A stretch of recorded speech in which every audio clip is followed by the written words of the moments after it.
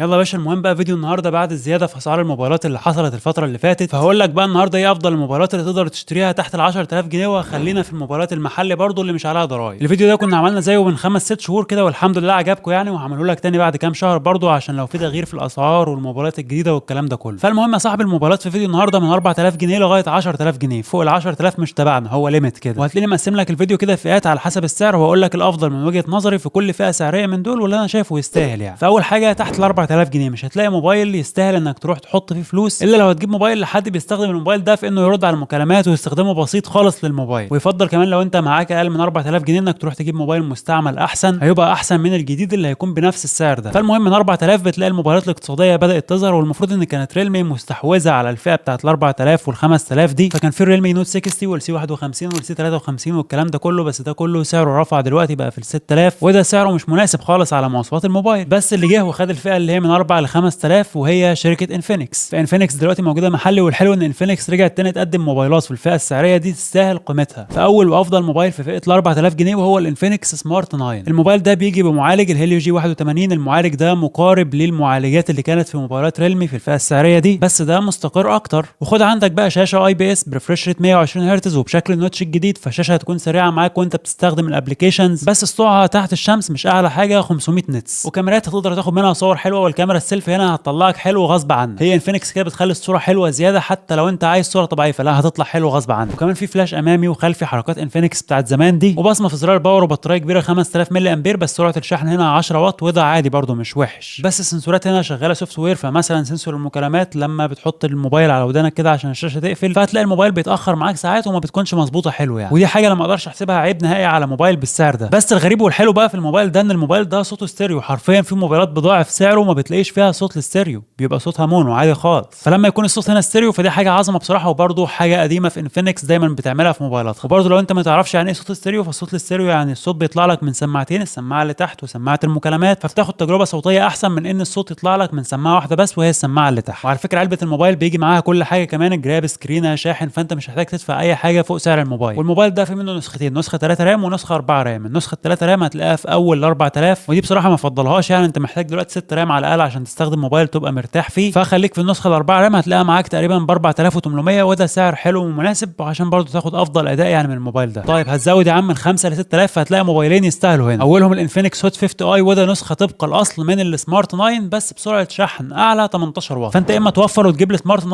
يا اما تزود حاجات بسيطه وتجيب الهوت 50 نفسه من انفينكس مش الهوت 50 اي. الموبايل ده عالمي، هتكلم عليه كمان شويه. وبرده من 5 ل 6000 فانت عندك من شاومي البوكو سي 75 جاي بمعالج الهيليو جي 81 الترا، هو نفس الهيليو جي العادي. وعلى فكره الموبايل ده فيه ان اف سي وشاشه 120 هرتز وسرعه شحن 18 واط، فده حلو. بس انا برده لو هختار فانا مش هختار ولا ده ولا ده، انا هزود حاجات بسيطه يا باشا واروح للهوت 50 من انفينكس اللي هتلاقي سعره بين ال 6000 وشويه لغايه 7000 على حسب هتشتريه منين. الموبايل ده بقى ممتاز، عندك معالج الهيليو جي 100 وده اداؤه مقارب للجي 99 الموجود في الاي 16 اللي سعره اعلى من ده حوالي 1000 جنيه. بس كده كده دول اقوى معالجين موجودين في الفئه الاقتصاديه، فيعني ما فيش اقوى منهم خلاص، دول اقوى حاجتين لو انت عايز تفكر في الالعاب مثلا وعايز موبايل للجيمنج، فانت اما الانفينكس هوت 50 يا اما السامسونج اي 16. انا عموما لسه ما جربتش المعالج اللي هو الجي 100 ده، بس ان شاء الله يعني هجربه الفيديو اللي جاي عشان المفروض بيشغل بابجي 60 فريم وبتاع يعني، فان شاء الله هنجربه الفيديو اللي جاي. فاشترك في القناه يا صاحبي عشان يوصلك الفيديوهات دي على طول، واكيد طبعا ما تكونش نسيت اللايك هنا لان الفيديوهات دي بيبقى متعوب عليها. ولو عندك اي سؤال او شايف ان في موبايل احسن من اللي انا قلتهم انزل قول لي في الكومنتات على طول. فالمهم بقى الانفينكس هوت 50 جاي بشاشه 120 هرتز بس اي بي اس عاديه وبشكل النوتش الجديد، وغير كده تصميمه تحسه موبايل محترم كده مش موبايل اقتصادي خالص. لا والمفروض بيصور فيديوهات بالكاميرا الخلفيه بدقه 2K، فدي اول حاجه اجربها في الموبايل اساسا. وفي منفذ ال 3.5 مللي بتاع السماعات اللي سامسونج خلاص شالته من الموبايلات بتاعتها، وفي دعم لشويه من مميزات الاي اي الجديده، فهو موبايل غريب كده بصراحه، تحسه فيه كل حاجه وبسعر محترم. وغير العلبه طبعا اللي فيها كل حاجه، جراب شاحن سكرين وكله موجود في العلبه، فانت هتدفع سعر الموبايل وخلاص مش هتعوز حاجه ثانيه. فده بصراحه بيني وبينك كده هو اول موبايل انا شايفه يستاهل في الموبايلات اللي قلتها كلها، ولو سعره ما زادش فانا شايف ان الموبايل ده هيكون هو افضل موبايل في الفئه الاقتصاديه خصوصا للجيمنج. ناقصه شاشه بس تبقى اموليد، والكاميرات طبعا مش احسن حاجه، بس ده طبيعي انت مش هتاخد كل حاجه في موبايل واحد، فهو يعتبر موبايل للجيمنج اكتر والاستخدام اليومي والكلام ده كله. بس يا عم انت معاك من 7 ل 8000 هتلاقي موبايل واحد بس اللي يستاهل هنا، وهو الاي 16 من سامسونج، وده انا مش هرغي فيه كتير. المراجعه الكامله بتاعت الموبايل ده كانت الفيديو اللي فات، فارجع شوفها لو عايز تشتريه، وبرده هسيب لك لينك الفيديو ده في الوصف هنا لو عايز تشوف. بس الموبايل ده برده يستاهل، وده يعتبر نسخه من الاي 15 بتاع السنه اللي فاتت، وده كان افضل موبايل في الفئه الاقتصاديه اصلا، بس مع شويه تطويرات كده في منها الحلو وفي منها الوحش سامسونج ضافتها في الموبايل ده. فمثلا حواف الشاشه قلت والشاشه بقت 6.7 انش، فالشاشه بتاعت الموبايل ده دلوقتي احسن من الاي 25 اللي هو اعلى من ده في السعر، بس شالوا منفذ ال 3.5 مللي بتاع السماعات، وغير كده كمان الموبايل ده صوته مونو مش ستيريو، فالصوت بيطلع من سماعه واحده بس برضه هو الصوت عالي مش وحش يعني. فيعني يا عم ارجع شوف الفيديو الكامل بتاع الموبايل ده، الفيديو اللي فات على طول، عشان ما نطولش هنا كتير. المهم الفئه اللي بعد كده من 8 ل 9000 هتلاقي فيها 4 موبايلات مميزين. اولهم السامسونج A16 برضه مميز في الفئه دي وده اعلى معالج فيهم. تاني واحد وهو الريدمي نوت 13 وده فيه حاجات كتير حلوه بس مش اقوى معالج. فالمعالج في الريدمي هنا السناب دراجون 685 وده تحت الجي 99 اللي موجود في ال A16. بس الريدمي نوت 13 في اقوى شاشه في الفئه السعريه دي، هو خلاص قفل اللعبه، شاشه 120 هرتز سوبر اموليد بشكل النوتش الجديد، وبما ان الشاشه هنا كمان سوبر اموليد فهم مخلين البصمه تحت الشاشه وده كويس. الموبايلات اللي جنبه كلهم بصمه في زرار الباور عادي. وفي اقوى كاميرات في الفئه السعريه دي كاداء وكارقام. الكاميرا الاساسيه هنا 108 ميجا بكسل ادائها ممتاز، وصوت ستيريو وشاحن 33 واط، فهو يعتبر حرفيا موبايل متكامل. وعلى فكره برضو علبته فيها كل حاجه انت محتاجها، فهو موبايل يستاهل. بس زي ما قلنا هو مش اقوى معالج، وده مش معناه ان المعالج اللي هنا وحش. المعالج ده موجود على فكره في موبايلات اعلى من السعر ده بكتير، بس الفكره ان موجود هنا الاي 16 بمعالج اعلى. فلو انت عايز موبايل بالسعر ده للالعاب خليك في الاي 16 من سامسونج، ولو انت عايز موبايل يبقى موبايل متكامل وحلو بس مش للالعاب مخصوص فخليك في النوت 13 من شاومي. وفي السي 67 من ريلمي وده برده كويس وبنفس معالج النوت 13 من شاومي، بس جاي بشاشه اقل اي بي اس و90 هرتز، ومعاك بقى صوت ستيريو وشاحن 33 واط وبيجي معاه كل حاجه في العلبه. وهو برده ارخص من الريدمي نوت 13 بحوالي 500 جنيه يعني، فشوف انت حابب مين اكتر. وهتلاقي برده في الفئه دي كذا حاجه تانية زي مثلا الاوبو اس 3، ولا انا بصراحه ما برشحوش لان انا شايف تسعيره عالي شويه على الفئه دي، فالمفروض يبقى سعره اقل من كده، واكيد سعره هينزل مع الوقت يعني. بس لو قدامك ومفيش غيره خلاص فهو كويس. فبس بقاش اخر فئه من 9 ل 10000 جنيه. وبصراحه هنا انت لو زودت حاجات بسيطه هتروح لموبايلات احسن. فمثلا لو زودت 500 او 600 جنيه فوق ال 10000 هتروح للسامسونج A25 وده احسن من الاي 15 بكتير. ما عرفتش تزود يا عم وقفلت معاك فبرضه انت معاك الاي 16 النسخه الاعلى منه، ومعاك النوت 13 النسخه الاعلى منه برضه. هتلاقي النسخه الاعلى منهم اللي هي 8 رام بحوالي 10000 الا حاجات بسيطه. فيعني لو عرفت تزود ممكن تروح للسامسونج A25، لو ما عرفتش فاختار حاجه من النسخ دي برضه. فبس يا باشا استنى بقى الفيديو ده بعد كام شهر برضه لما كل الموبايلات تنزل والاسعار تستقر ان شاء الله. يعني في فيديوهات كتير جايه الفتره الجايه. فبس اشوفكم في فيديو جديد